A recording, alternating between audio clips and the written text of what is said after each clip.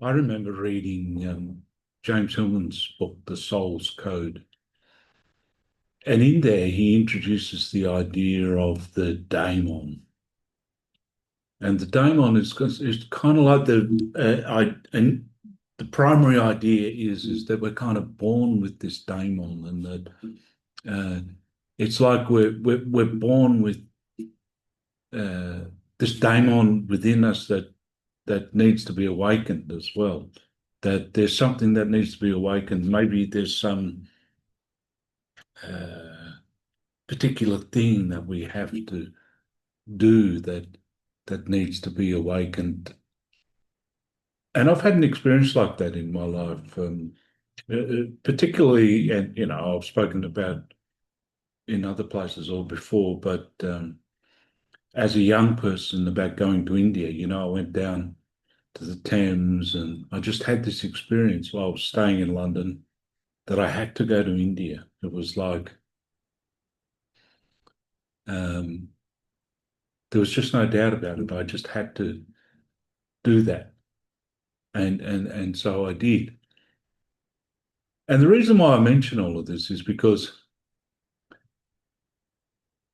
uh, I was very attracted to this whole thing in the soul's code of the daemon, the vocation, the calling. And I suppose for lots of people, there's the thought that maybe sometimes psychology gets uh, caught up in family and childhood. Uh, you know, it's almost like the parents. Uh, and there's maybe sometimes a sense of the victimhood uh, of, we're a product of our early childhood, a victim of our parents, our mother or our father, what we did receive, what we didn't receive. And I kind of saw the daemon as a way of thinking, well, there's this other aspect. There's the individual destiny of a person. It's not just the early childhood. And um, whilst there are, whilst we don't want to underestimate the experiences that people have had in early childhood and some of the negative experiences as well, but there are these other elements. And I remember a couple of things.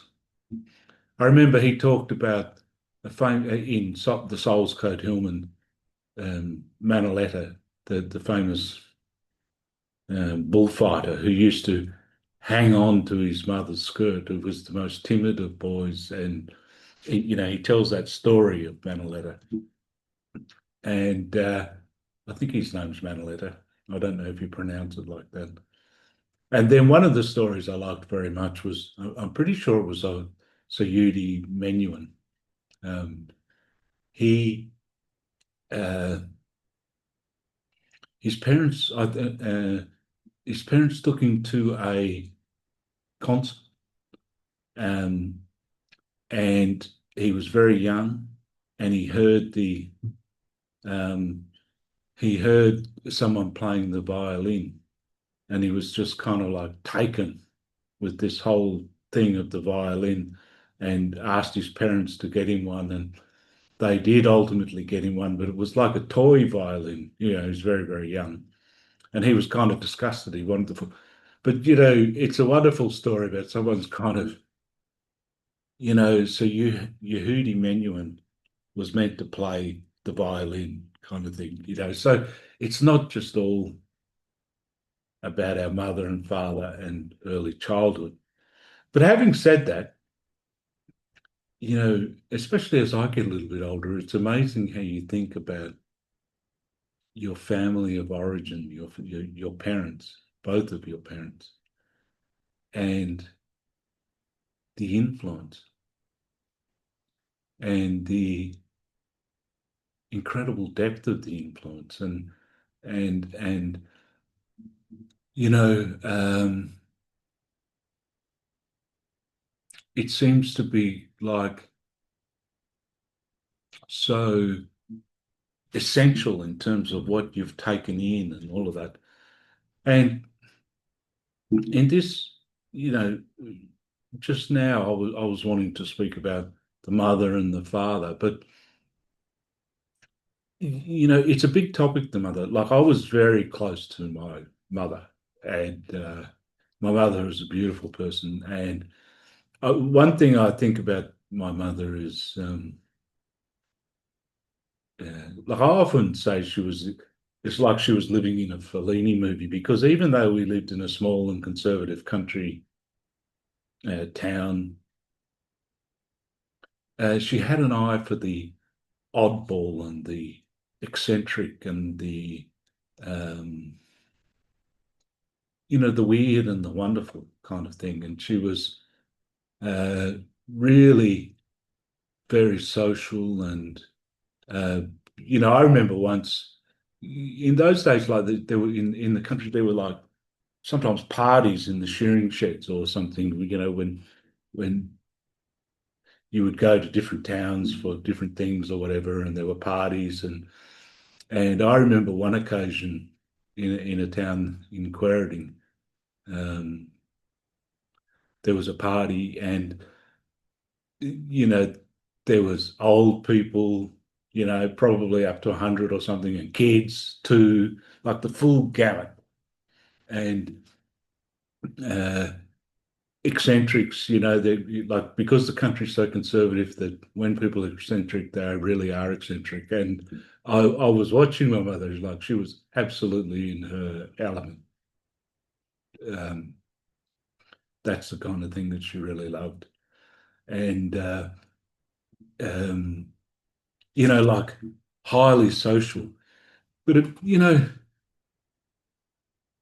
to me, it's a little bit of I don't really feel qualified to handle this topic of kind of in a way the mother complex. It's a big topic, but there is a positive one, and I think it's a blessing and a, a curse in a way, in a small way, but the blessing is when someone's had that kind of that vision on you, that really positive vision uh, of love or whatever, that you know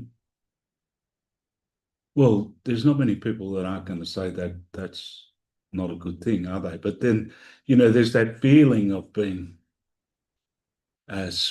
special, when sometimes, and again, this is also a big topic, when Jung talks about the puer or Hillman, I think the kind of flying boy, comes a little bit out of that. The person that thinks they're a little bit special or is flying off towards the sun or something. And it's almost like to grow and to develop, you might have to lose a little bit of that. And I remember Hillman said something like the mother presides over family and childhood.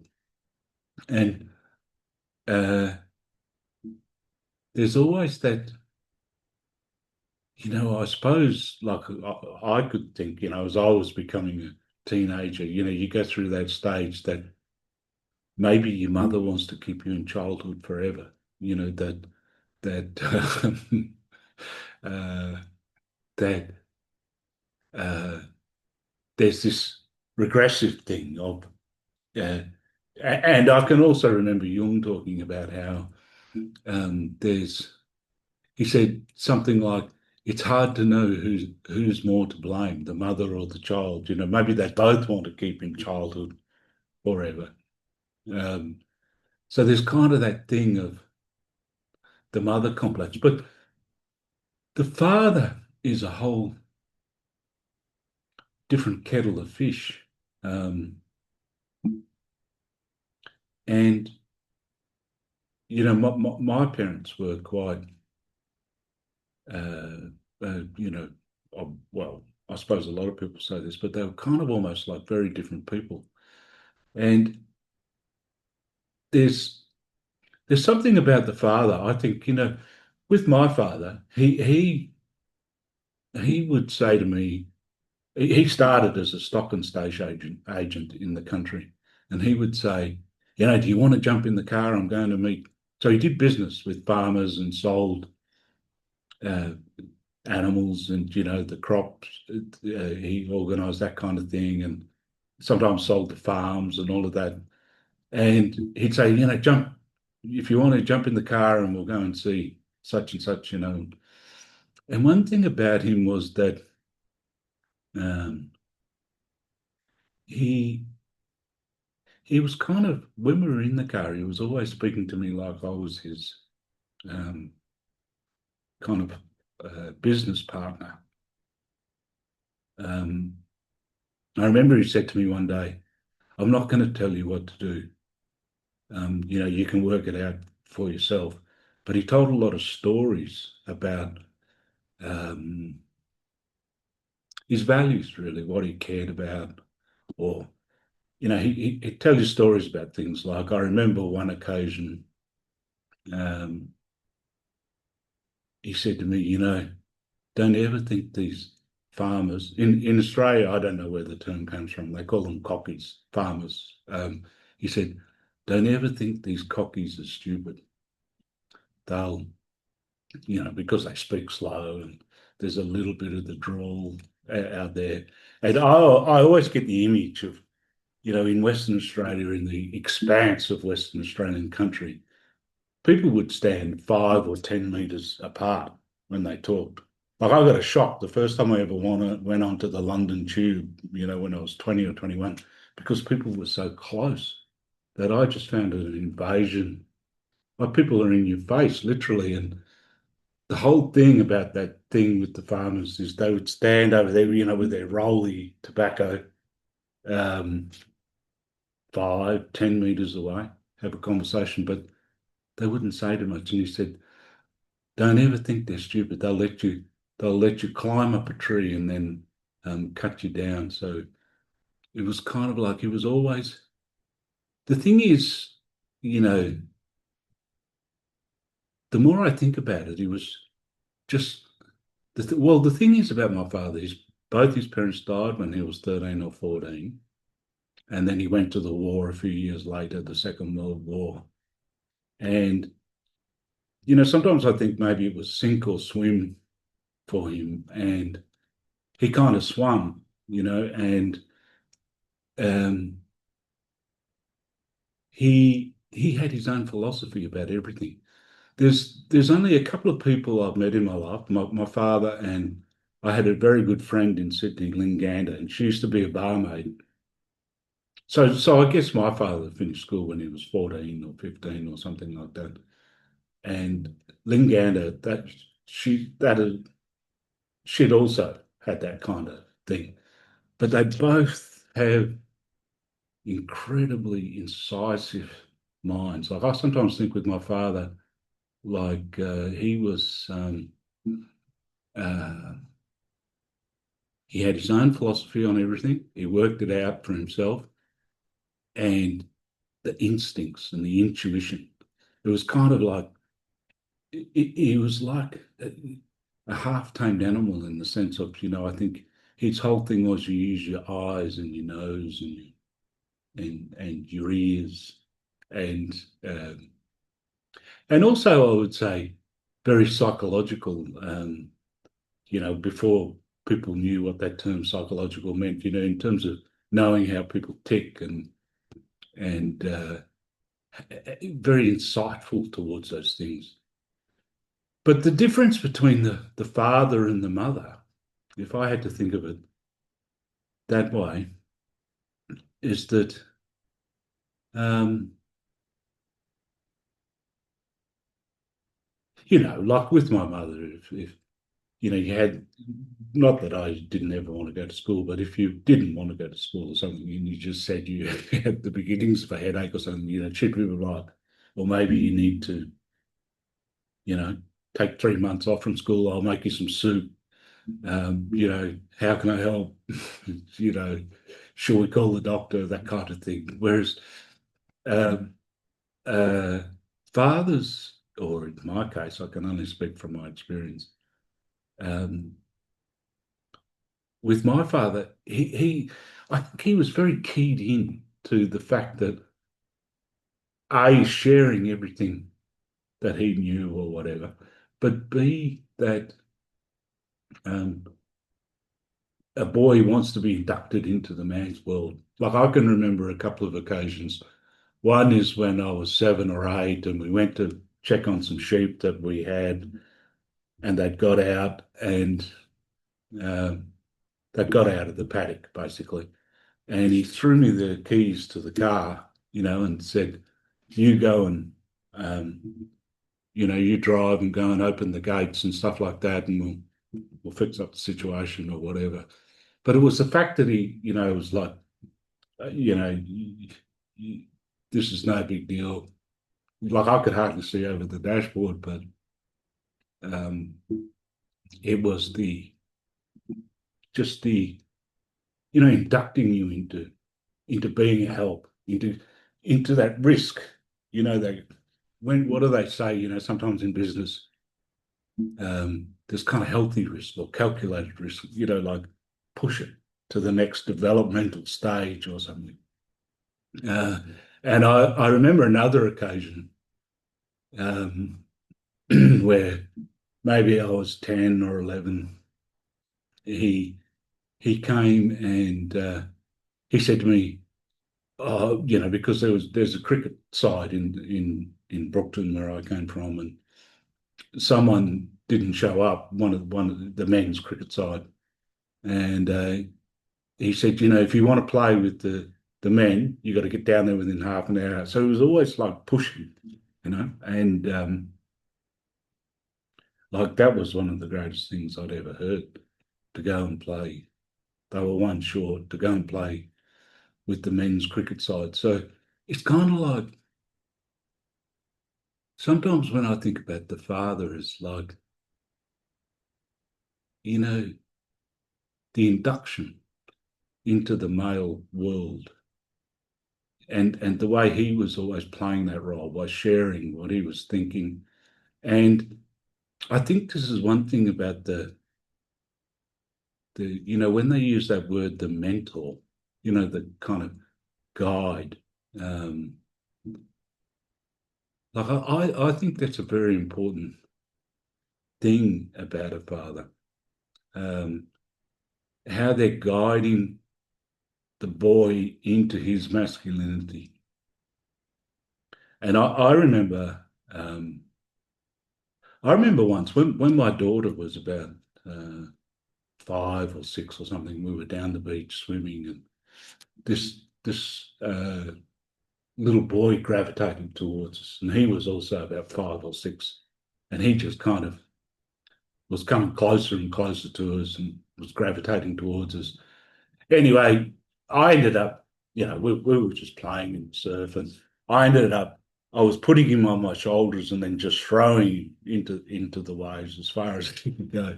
And I don't think he'd ever had such a good time. Like it was pretty wild, but he was loving it. And his mother ran up on the beach and said, she told me off and said, that his arm sockets might come out of place or something like that, or dislocate his arms or something. But um, uh, I can't really remember what the point of that story was. But I think how the mother. I mean, I suppose this is a little traditional in one way, but how the mother protects and is protecting, and then how the father is kind of like pushing further out, and but I think personally a lot of boys respond to that, and uh, that kind of pushing. They want it, they want to go further. And but my father was he drank a lot, and there's no doubt he had a huge shadow, in the sense of, I think that whole, like I remember before he died, uh, there was a lot of things he started um, talking about that he hadn't really mentioned before. But I remember one thing he said to me that after the Second World War, and his brother died, by the way, a day after the war finished. He was in a prisoner of war camp. So, technically, he shouldn't have kind of died, but he did. But anyway, everything they'd been through.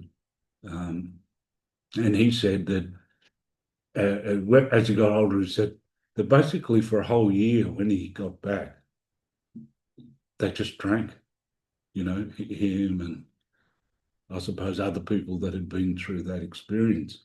And there was a huge kind of like dependence, in those days they didn't have psychology. They didn't, I suppose that's what they call self-medication or whatever. And there's definitely a dark side. But the funny thing is, and this comes to the thing of masculinity in a way, is that like I'm a sensitive person, I know I've known that for a long time, but I could, what one thing I know about my father is how sensitive um, he really was. Maybe that's tied in with the intuition and all that kind of stuff, but it's like he was an incredibly sensitive person. It's like it takes one to know one. And I think we kind of really, uh, you know, it, he was very good at making the bucks and the money, and you know how they were. They're kind of quite stoic in those days. You kind of get on with things. You don't, um, you know, you don't kind of replay the war all day kind of thing or whatever. You get on with things and you make the bucks and you do, and you make your way in the world. But they didn't really kind of come to terms with some of those huge traumas that they like for him it was very much sink or swim. Um, and they didn't always kind of maybe psycho, maybe there's a wound there, and there, it's not that we were always um, uh, agreeing about everything as well, but I think with him is that my idea of masculinity that would come from him is he's very much a mind person, very much a original mind and working it out and working stuff out for himself. Um, and we had times when we butted up against each other a little bit. Like I know he didn't like it when I went to university. When I booked him to go to university, he didn't like that at all. And um, he didn't value it. He didn't. Like credentialism was not for my father. It's like that wasn't where he was coming from. Um, and I would have been on the left and that, and we did butt heads a few times and that. And I remember one day, like I hardly ever drink, and I don't drink that much at all, and probably because he did enough for everyone else. Um, but we were together. We went somewhere, and I kind of we opened a bottle of whiskey, and I decided to kind of go over go over to the dark side with him. Well, not the dark side, but drink the bottle. And anyway, we were on other side. We were on different sides of politics. So what happens is that he he funny thing is or have always seen him as a very innovative person in business and very, very, innovative. But as far as he was old school, as far as, he was a social conservative and he always voted for the Conservative Party. And I was always, coming from that 60s kind of thing, I was always with the lefties, And as we were drinking on and on, it came out. And, you know, he was talking about one of the Conservative prime ministers here, and I said, "Oh, I don't really like him," you know, and uh, and uh, and then I kind of said, "I don't like any of the Conservatives," and and and then he kind of looked at me for a long time, and then he said, "You know what? We don't think the same about everything, but it doesn't matter." And I think um, I think that's a really good thing because, you know, maybe there's something really deep in that on so many levels, is that we don't always have to think the same about everything. Um, because at the end of the day, um, if you love someone, it doesn't matter. You don't have to think exactly the same as them. So I don't know. I wanted to talk about the father because I'm not sure that I don't know. It's fashionable in a way to see the negative side of the father, maybe, possibly. But this role of mentor, like I would say that he was um, a very good mentor who was trying to pass on everything that he had learned along the way. And, maybe there's some wider lessons in all of that too about masculinity. Like, there's not just, I, I, I heard something very wonderful last night by Thomas More, and there was a summit on healthy masculinity, and John Lee was also speaking, and there was this idea that there are many different kinds of masculinities. There's the kind of very heroic, strong, you know, what is it? Hercules, hero-based masculinity, but there are different ones, and I would say, from my father, it wasn't that. It was um, the wit, the mind, the instincts, how to use the mind, that kind of thing. Um, how to how to make one's way in the world, which is more a way of masculinity, and I just think he was trying to pass that on as best that he could.